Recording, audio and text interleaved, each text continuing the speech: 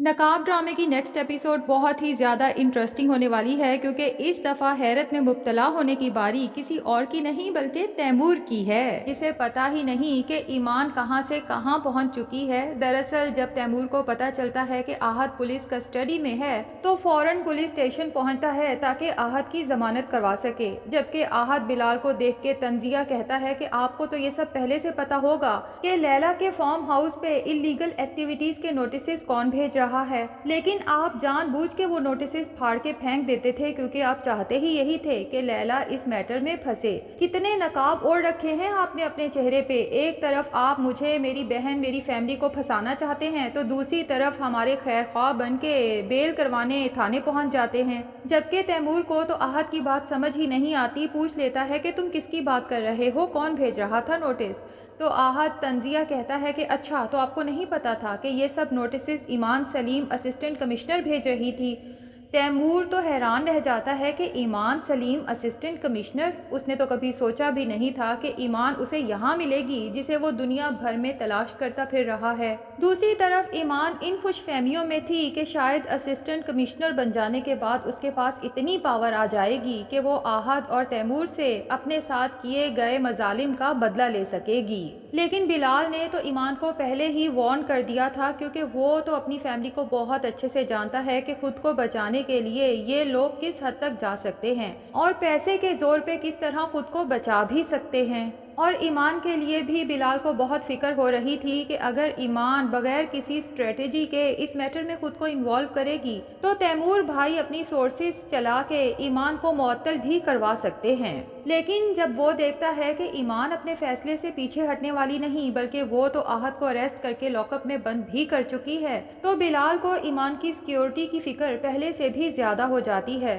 तभी वो ईमान की गाड़ी के पीछे और ईमान के घर के बाहर सिक्योरिटी पहले से ज्यादा बढ़ा देता है। लेकिन जब ईमान अपने साथ इतनी ज्यादा सिक्योरिटी देखती है तो उसे बहुत ज्यादा कोफ्त होती है। पहले पूछती है कि ये सब किसके कहने पे कर रहे हो। जब उसका मातहत बताता है कि ये सब डीसी का हुक्म है तो ईमान फौरन कहती है कि मेरा ऑर्डर ये है कि आज के बाद मुझे इतनी सिक्योरिटी नहीं चाहिए। लेकिन जब बिलाल को सब पता चलता है तो उसे ईमान पे गुस्सा भी आता है कि आखिर वो अकल से काम क्यों नहीं ले रही। बहरहाल उन्हें कहता है कि ठीक है, मैडम को पता नहीं चलना चाहिए लेकिन उनकी सिक्योरिटी का आप लोगों ने खास ख्याल रखना है। खास तौर पे बिलाल को आज रात की फिक्र है क्योंकि उसे पता है कि तैमूर को जब पता चलेगा कि ईमान असिस्टेंट कमिश्नर बन चुकी है और आहत के अरेस्ट के पीछे उसी का हाथ है तो यकीनन वो इस एक्शन के लिए कोई ना कोई रिएक्शन तो जरूर करेगा। बिलाल नहीं चाहता कि ईमान आज रात अपने घर पे रुके और उस दिन सरकारी मुलाजमीन का एक ऑफिशियल डिनर भी है, तो बिलाल बहाने से ईमान को अपने साथ चलने का हुक्म देता है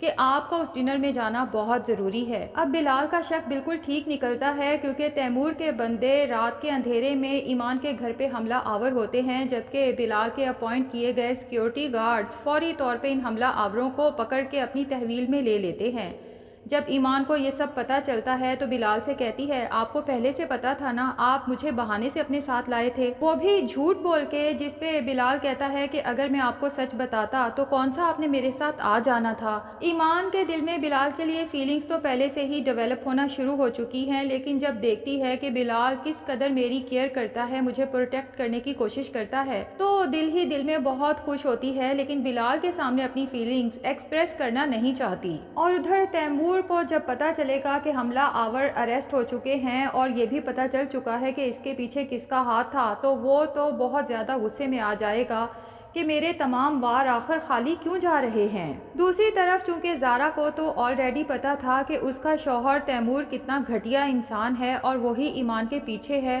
और ईमान जब गायब हुई थी तो तैमूर उसकी मुसलसल तलाश में था। बहरहाल अब जब देखती है कि तैमूर एक दफ़ा फिर बहुत एक्टिव हो चुका है तो ज़ारा की चूंकि अपने शौहर की तमाम एक्टिविटीज़ पे नज़र है, इसलिए डायरेक्ट तो नहीं लेकिन इनडायरेक्टली उसे वार्न ज़रूर कर देती है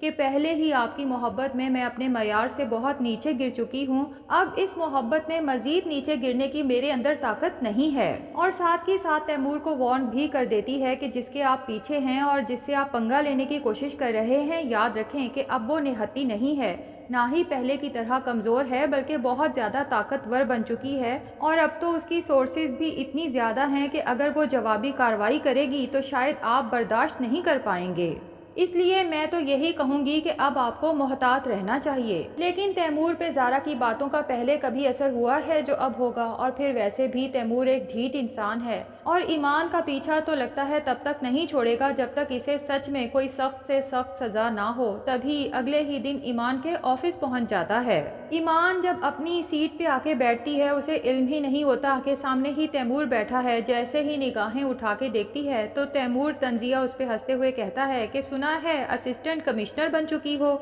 مجھے بتاؤ کہ تمہاری خاطر مدارات میں کیا کر سکتا ہوں۔ لیکن ایمان جو پہلے بات بات پہ ڈر جاتی تھی، اب وقت نے اسے اتنا خود اعتماد بنا دیا ہے کہ تیمور کو یوں سامنے اچانک دیکھ کے بھی وہ خوف زدہ ہوئے بغیر اس کی آنکھوں میں آنکھیں ڈال کے دیکھتی ہے اور اسے کہتی ہے کہ بھولے مت آپ اس وقت کس کے آفس میں بیٹھے ہیں، اور ویسے بھی آپ میری اجازت کے بغیر میرے آفس میں گھسے کیسے؟ فوراً سے پہلے یہاں سے باہر چلے جائیں، اس سے پہلے کہ میں سیکیورٹی بلوا کے آپ کو دھکے مار کے یہاں سے نکالوں۔ تیمور تو وہاں سے ٹس سے مس نہیں ہوتا تو ایمان اسی وقت اپنے سیکیورٹی گارڈز کو آواز دیتی ہے۔ جیسے ہی سیکیورٹی اندر آتی ہے انہیں آرڈر دیتی ہے کہ آج کے بعد یہ انسان میرے آفس کے آس پاس بھی بھٹکتا ہوا نظر نہ آئے ورنہ آپ لوگوں کی جاب خطرے میں پڑ سکتی ہے۔ اور پھر ایمان کے سیکیورٹی گارڈز تیمور کو پکڑتے ہیں، دھکے مار کے آفس سے باہر نکال دیتے ہیں۔ تیمور کو تو بہت ذلت کا احساس ہوتا ہے۔ وہ سوچتا ہے کہ ٹھیک ہے، اگر میں ایمان کو نہیں خرید سکتا تو اس کے اعلیٰ حکمرانوں کو تو خرید سکتا ہوں۔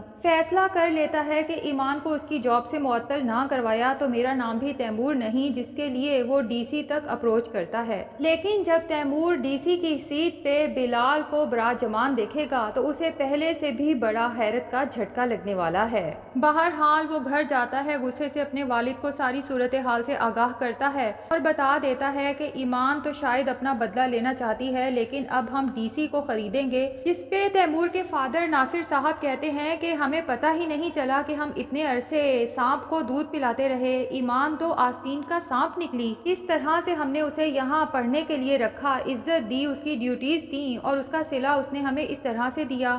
کیونکہ ناصر صاحب کو بھی ابھی تک نہیں پتا کہ ان کا بیٹا تیمور جو بظاہر بہت ہی سوفسٹیکیٹڈ شریف نظر آتا ہے، اس نے چہرے پہ کتنے نقاب اوڑھ رکھے ہیں جبکہ اندر سے وہ بہت ہی گھٹیا انسان ہے۔ ایمان کے کردار کو داغدار کر کے یہاں سے نکالنے کے بعد بھی تیمور نے اس کا پیچھا نہیں چھوڑا، بلکہ ایمان اور اس کے گھر والوں کی راہوں میں ہر طرح سے روڑے اٹکانے کی کوشش کی۔ بہرحال بہت جلد تیمور کے چہرے سے یہ نقاب اترنے والا ہے اور سب گھر والوں کے سامنے اس کی اصلیت آنے والی ہے۔ اور دوسری طرف لیلا